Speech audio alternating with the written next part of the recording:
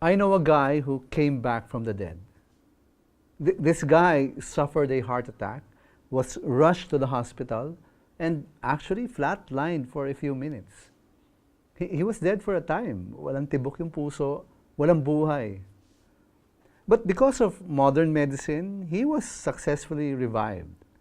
And after a few weeks of recuperation, he was back to work. But something in him changed.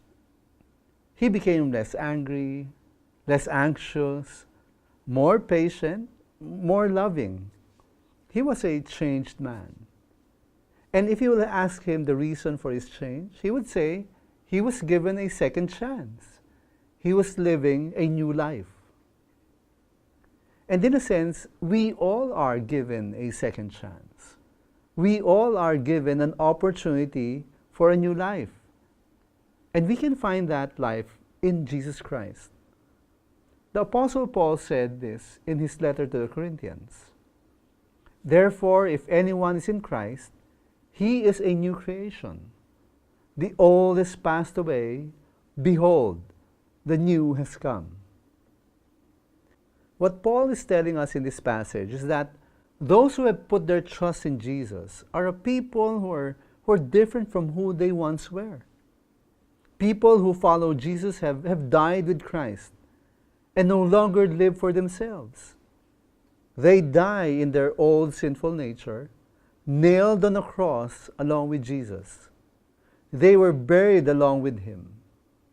And just as Jesus was raised from the dead on the third day, those who follow Jesus are raised up also into a new life in Christ.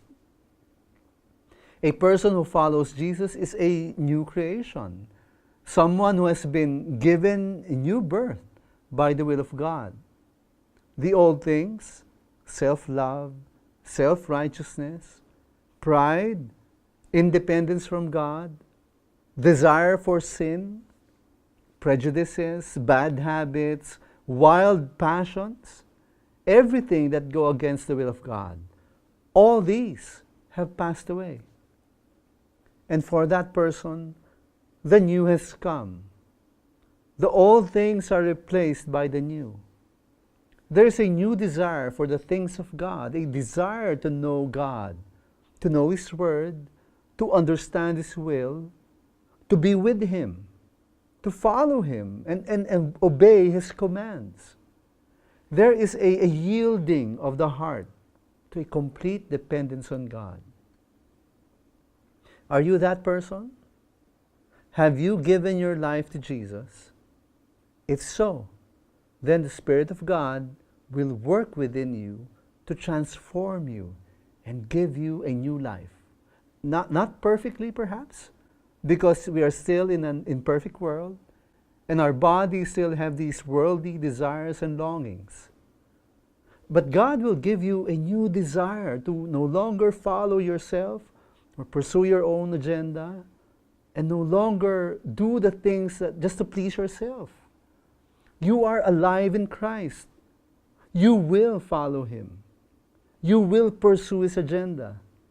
You will live to please Him. And doing so will give you the deepest sense of peace and joy that you've never experienced before. And as you do, always remember, faith matters too.